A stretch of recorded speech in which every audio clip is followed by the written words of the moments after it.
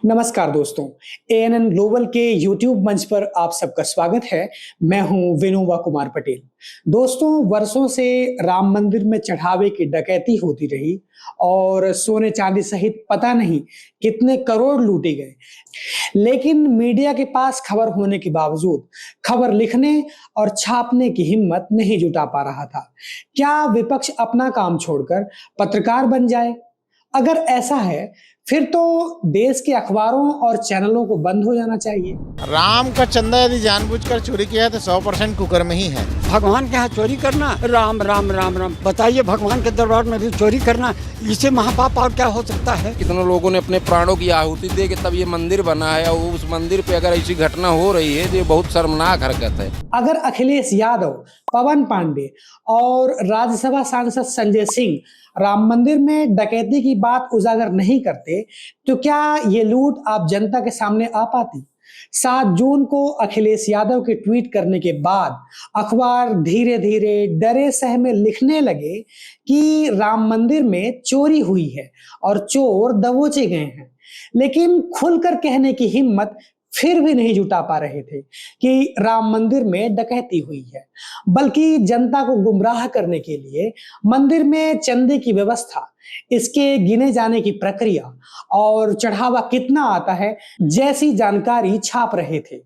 शायद पत्रकार जानते हैं कि उनके खिलाफ फर्जी मुकदमा करके उन्हें फंसाया जा सकता है, उन्हें जेल भी जाना पड़ सकता है, इसीलिए वे खबर लिखने की हिम्मत नहीं जुटा पा रहे थे। खैर, हम इतने दिन तक प्रतीक्षा करते रहे कि आखिर क्या इस मामले में कोई एफआईआर दर्ज की जाएगी, आखिर किसे बचाया जाएगा। यही वजह रही कि इस मामले में ये वीडियो आपके पास थोड़ी देर से पहुंच रहा है। जब 8 और 9 मई को अखबारों ने राम मंदिर में चढ़ावे की डकैती को चोरी बताना शुरू किया तो ट्रस्ट के महासचिव चंपत राय ने 40 सेकंड का एक वीडियो जारी करके कहा कि ऐसी कोई उल्लेखनीय बात सामने नहीं आई है। लेकिन श्री राम जन्मभूमि तीर्थ क्षेत्र ट्रस्ट के सदस्यों ने ना तो इस खबर का खंडन किया और ना ही डकैती की खबर को सही बताया।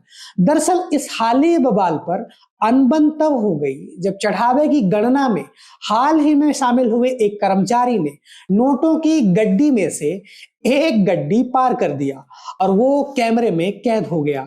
ये बात चंपत राय तक पहुंची, लेकिन उन्होंने इसकी जानकारी ट्रस्ट के सदस्यों को नहीं दी और ये मामला तूल पकड़ता गया। बिना एफआईआर और एसआईटी की टीम के गठन के बावजूद कानून को नजरअंदाज करने के उद्देश्य और मामले में पर्दा डालने के उद्देश्य से जांच शुरू हुई। तो इस फर्जी जांच में भी 3 आईफोन, एक फॉर्च्यूनर कार और लगभग 2 करोड़ की नकदी पकड़ी गई और अखबार तब भी इस घटना को सामान्य चोरी बता रहे थे।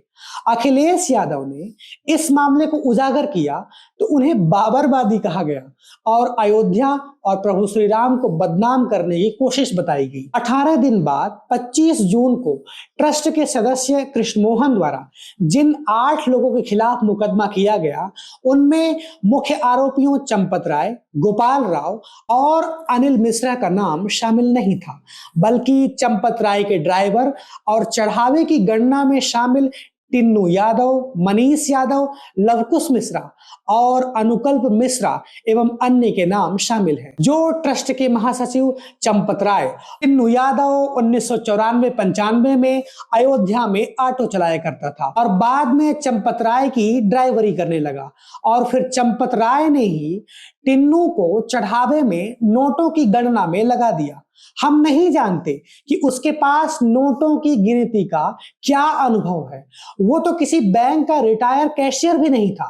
फिर उसे किस आधार पर रुपए पैसों की गिनती में लगाया गया, ये तो चंपत राय ही बता सकते हैं। बहरहाल टिन्नू यादव ने अयोध्या में एयरपोर्ट के पास 70 कमरों का एक हॉस्टल बना लिया है, उसकी 6 से ज्यादा रेस्टोरेंट में हिस्सेदारी है और अयोध्या एवं लखनऊ में 50 करोड़ से ज्यादा की चल एवं अचल संपत्तियां हैं। मनीष यादव, जो टिन्नू यादव का भतीजा है, उसकी बताई जगह से 36 लाख रुपए बरामद हुए हैं और कुछ रकम बैंक खातों से भी बरामद हुई है।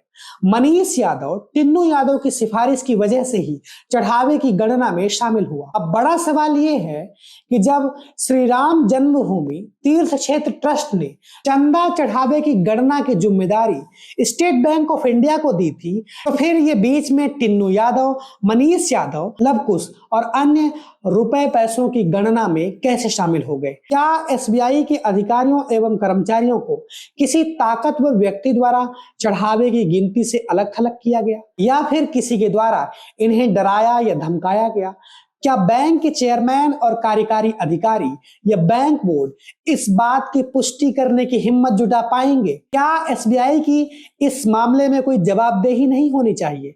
आपको याद होगा कि जब सुप्रीम कोर्ट ने चुनावी बॉन्ड की सूचना एसबीआई से सार्वजनिक करने को कहा, तो कैसे बैंक का शीर्ष प्रबंधन पुख्ता जानकारी देने से बचने के लिए एक एजीएम मतलब सहायक महाप्रबंधक को आगे कर रहा था, ताकि बड़ी मछलियों को बचाया जा सके और जरूरी जानकारी देश के सामने ना आ सके। ऐसे में एसबीआई से भला क्या उम्मीद लगाई जानी चाहिए? मंदिर में पुजारियों की नियुक्ति हेतु व्यापक दिशा निर्देश जारी किए गए और एक निर्धारित मापदंड तय किया गया। यहाँ तक पुजारियों के प्रशिक्षण के लिए एक समिति भी बनाई गई। लेकिन आखिर ऐसी क्या वजह रही कि चढ़ावे की गिनती में किसी ठोस प्रक्रिया का पालन नहीं किया गया और अपने नाते रिश्तेदारों को चंदा चढ़ावे की गणना में शामिल किया गया? और इस तरह परिवारवाद का विरोध करने वालों का ढोंग एक बार फिर सामने आ गया। पुजारी बनने में रुचि रखने वाले लोगों से कहा गया कि उनकी उम्र 20 से 30 वर्ष के बीच होनी चाहिए, गुरुकुल में 5 वर्ष की शिक्षा होनी चाहिए और स्वामी रामानंद के संप्रदाय से जुड़ा होना चाहिए। 3000 युवाओं को पुजारी बनाने के लिए बकायदा इंटरव्यू लिए गए। इनमें से लगभग 200 लोगों को चुना गया और छटनी करके 20 नौजवानों को पुजारी बनाया गया। इन पुजारियों के प्रशिक्षण के लिए बकायदा विधि विधान समिति भी बनाई गई। लेकिन प्रभु श्री राम के चढ़ावे की गिनती की कोई ठोस प्रक्रिया नहीं बनाई जा सकी। हम नहीं जानते कि ये राम का सम्मान है या अपमान। जब चंदा चोरी की बात गली गली फैल गई, तो मुख्यमंत्री योगी आदित्यनाथ कह रहे थे कि कुछ लोग राम का नाम बदनाम करने की कोशिश कर रहे हैं। लोग नहीं चाहते कि दुनिया में अयोध्या का नाम हो। अब बताइए, चंदा चोरी का भांडा फूट गया तो लोग राम को बदनाम करने की कोशिश कर रहे थे या चंदा चोरों के कारनामों को उजागर करने की कोशिश कर रहे थे? ये योगी आदित्यनाथ को भला कौन समझाए, जो कभी भगवान के नाम पर ट्रस्ट बनाकर देश को लूटने की कोशिश करते हैं, तो कभी महामारी के सहारे लोगों की अठन्नी चवन्नी गटक जाने का प्रयास करते हैं। हम नहीं जानते कि ये धर्म रक्षक हैं या राष्ट्रभक्त हैं। अलग अलग अखबारों में छपा है कि ये चोरी कोई नई घटना नहीं है, बल्कि महाकुंभ के समय से ही डकैत चढ़ावे में हाथ साफ कर रहे थे। गिनती करने वाले लोगों को इस बात का अंदाजा था कि चढ़ावे की राशि ज्यादा हो सकती है, इसलिए ये लोग रोजाना उस समय 10 से 15 लाख रुपए पार कर दिया करते थे। ट्रस्ट से जुड़े अकाउंटेंट महिपाल सिंह ने इस लूट की जानकारी ट्रस्ट के महासचिव चंपत राय को 2020-21 में ही दे दी थी, लेकिन उनकी बात पर गौर नहीं किया गया और कुछ दिन के लिए उन्हें छुट्टी पर भेज दिया गया और बाद में महिपाल सिंह को नौकरी से हटा दिया गया। मीडिया खबरों में ऐसा अनुमान लगाया जा रहा है कि ये डकैती 200 करोड़ से ज्यादा की हो सकती है, लेकिन ये लूट असल में कितने की है इसका सटीक अंदाजा लगा पाना कठिन है। महिपाल सिंह ने तो यहां तक कहा था कि सोने चांदी गहने जेवरात का कोई हिसाब किताब नहीं रखा जाता जो मंदिर चढ़ावे में प्राप्त होता है। इसीलिए सिंधी समाज ने उस 200 किलो चांदी की जानकारी मांगी है जो विश्व सिंधी सेवा समिति ने मंदिर को दान की थी। वे सिर्फ इतना जानना चाहते थे कि उनके द्वारा दान की गई चांदी मंदिर में सुरक्षित है या नहीं, लेकिन ट्रस्ट ने इस संबंध में न तो कोई जानकारी दी और न तो इस मामले में बल्कि किसी अन्य मामले में भी अब तक कोई प्रेस कॉन्फ्रेंस नहीं की है। कहीं ट्रस्ट के सदस्य नरेंद्र मोदी का अनुकरण तो नहीं कर रहे कि जैसे मोदी ने पिछले 12 साल में प्रेस कॉन्फ्रेंस नहीं की, वैसे ही ट्रस्ट के अधिकारी भी प्रेस कॉन्फ्रेंस ना करें। क्या ऐसा करने से अयोध्या की छवि खराब नहीं होगी? प्रभु श्री राम की इतनी नैतिकता और मर्यादा भी नहीं रही कि करोड़ों की लूट क्यों और कैसे हुई ये दुनिया के सामने लाया जा सके? श्री राम जन्मभूमि तीर्थ क्षेत्र ट्रस्ट की स्थापना सुप्रीम कोर्ट के आदेश के बाद अमित शाह के गृह मंत्रालय द्वारा एक अधिसूचना से की गई थी, जिसकी घोषणा प्रधानमंत्री नरेंद्र मोदी ने स्वयं लोकसभा से की थी। भूमि पूजन, शिलान्यास, ध्वजारोहण, उपवास और बात बात पर देश को संबोधित करने वाले प्रधानमंत्री नरेंद्र मोदी इस पूरे मामले में चुप्पी साधे हुए हैं। शब्दों के जादूगर मोदी क्या इस मामले में राष्ट्र को संबोधित करने की हिम्मत जुटा पाएंगे? अगर नहीं तो फिर वे किस प्रकार आपके धर्म की रक्षा कर रहे हैं?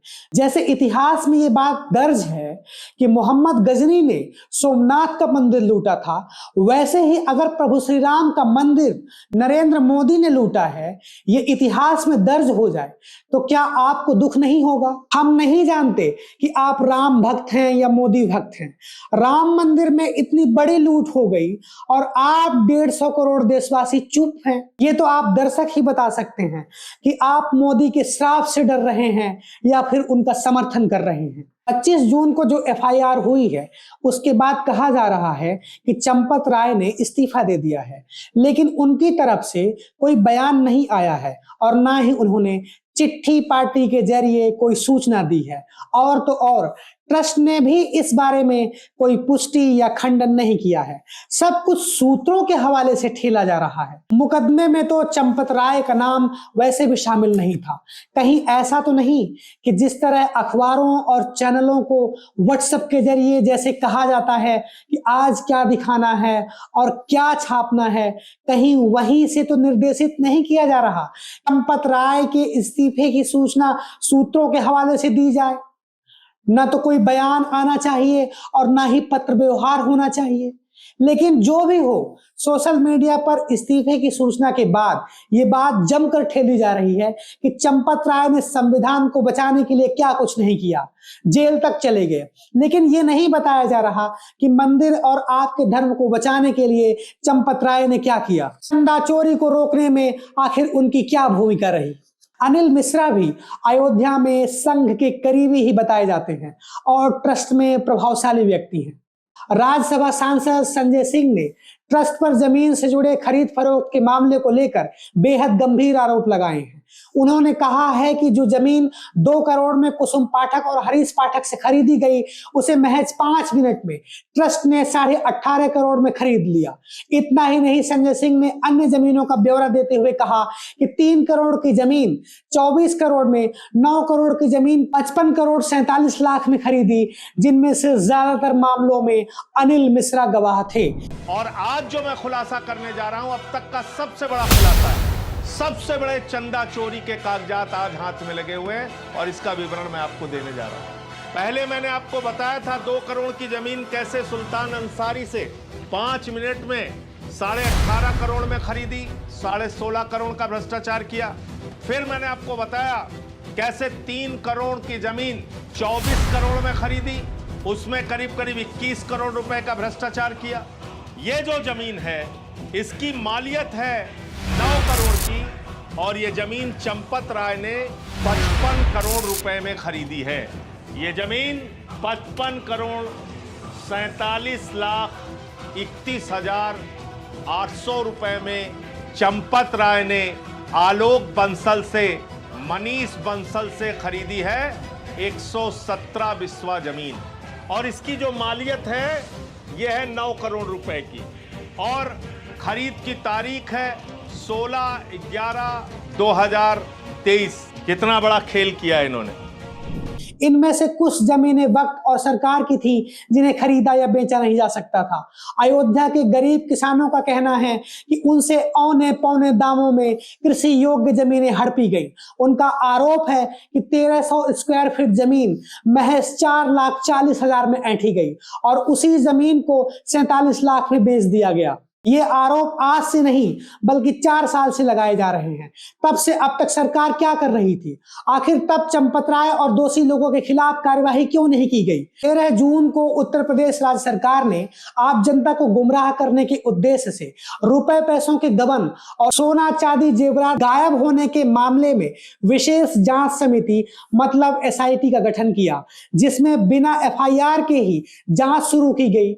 किससे पूछताछ हुई, क्या पूछताछ हुई और एसआईटी की जांच का क्या नतीजा रहा, कुछ पता नहीं। बस इसकी रिपोर्ट ट्रस्ट के एक्स ऑफिशियो और उत्तर प्रदेश सरकार के अतिरिक्त गृह सचिव संजय प्रसाद को सौंप दी गई है। कुल मिलाकर इस प्रकरण में किन नियम कानूनों का पालन हो रहा है, किस नैतिकता और मर्यादा का ध्यान रखा जा रहा है, ये हमें तो बिल्कुल समझ नहीं आया। केंद्र सरकार द्वारा श्री राम जन्मभूमि तीर्थ क्षेत्र ट्रस्ट का गठन किया गया और राज्य सरकार द्वारा गठित एसआईटी लूटपाट की जांच कर रही थी। ये सब क्या मजाक है? आखिर कौन किसके खिलाफ जांच करेगा? अब ईडी और सीबीआई कहां गई? क्या इन एजेंसियों के अधिकारी अब समझ रहे हैं कि उनकी कोई शाख या प्रभाव नहीं बचा है, इसीलिए वे इस मामले की जांच नहीं कर रहे हैं या अयोध्या जाने से बच रहे हैं, या फिर पेट्रोल महंगा हो गया तो पेट्रोल की बचत कर रहे हैं? ये तो सीबीआई के अधिकारी ही बता सकते हैं। मंदिर सुरक्षा में केंद्र और राज्य सरकार की सुरक्षा एजेंसियों के अतिरिक्त निजी सुरक्षा कंपनी एसआईएस को भी लगाया गया, जो भाजपा के राज्यसभा सांसद रविंद्र सिन्हा की कंपनी बताई जाती है। अब सुरक्षा का काम भी अपनों को दिया गया, इसके बावजूद डकैती और लूट नहीं रोकी जा सकी। चोर सोना चांदी जेवरात रुपए पैसा लेकर बाहर भाग गए। कहा जा रहा है कि प्रभु श्री राम के चरण पादुका और उन्हें मिला हार भी गायब हो गया है। किन्नू यादव ने मंदिर में लगे कैमरों की 8 महीनों की फुटेज गायब कर दी है। आखिर किसकी अनुमति और 60 गांठ से किन्नू यादव ने यह सब किया? योगी आदित्यनाथ शुरू में कह रहे थे कि राम का नाम बदनाम मत करो, अब कह रहे हैं कि राम की मर्यादा का पालन करना सीखो। ये सब आखिर योगी किसको कह रहे हैं? प्रभु श्री राम की मर्यादा का पालन करना सीखो और अयोध्या के बारे में जो कतिपय समाचार मिल रहे थे, हमने कहा था एसआईटी गठित की गई है। एसआईटी की रिपोर्ट आने के साथ ही हमारी कार्रवाई भी प्रारंभ हो जाएगी। आखिर वे चंपत राय और गोपाल राव का नाम क्यों नहीं लेना चाहते? ऐसे में जो कह रहे हैं कि सख्त कार्यवाही की जाएगी, तो आखिर कार्यवाही किस पर की जाएगी? नरेंद्र मोदी के करीबी नृपेन मिश्रा पहले बोल रहे थे कि वे तो मंदिर निर्माण समिति से जुड़े हुए हैं, लूट और डकैती के बारे में ट्रस्ट जवाब देगा। बाद में कहने लगे कि हाँ, मंदिर में भारी डकैती और लूटपाट हुई, लेकिन चंपत राय ईमानदार और साफ सुथरी छवि के आदमी हैं। ये सब नृपेन मिश्रा कह रहे हैं। कुल मिलाकर चंपत राय का नाम ना तो योगी आदित्यनाथ खुलकर ले रहे हैं और न ही नृपेन मिश्रा। अब कौन और किस पर क्या कार्यवाही करेगा, ये कहना तो कठिन है, लेकिन मंदिर के महासचिव चंपत राय, प्रभारी गोपाल राव और अनिल मिश्रा अब पूर्णतः बचते हुए दिखाई दे रहे हैं। कुल मिलाकर आपका वोट भी गया, आपका नोट भी गया और अब आपका धर्म और ईमान भी गया। ऐसे में अगर आपको अपना सर दीवार में लड़ाने का मन कर रहा है तो थोड़ा रुक जाइए। घर में कोई सीडी या ट्रांजिस्टर पड़ा होगा, उसमें प्रभु श्री राम का अपना प्रिय भजन सुन लीजिए। हो सकता है प्रभु श्री राम का भजन सुनने से आपके मन को शांति मिल जाए, क्योंकि अब वैसे भी आपके पास कुछ बचा नहीं। बस बचा है तो थोड़ा सा वक्त ये साबित करने का कि आप दुनिया को बता सके कि आप राम भक्त हैं या मोदी भक्त हैं। हमारे चैनल को लाइक, शेयर और सब्सक्राइब करना बिल्कुल भी मत भूलिएगा। हम किसी दूसरी वीडियो में पुनः आपसे मिलेंगे, तब तक के लिए नमस्कार।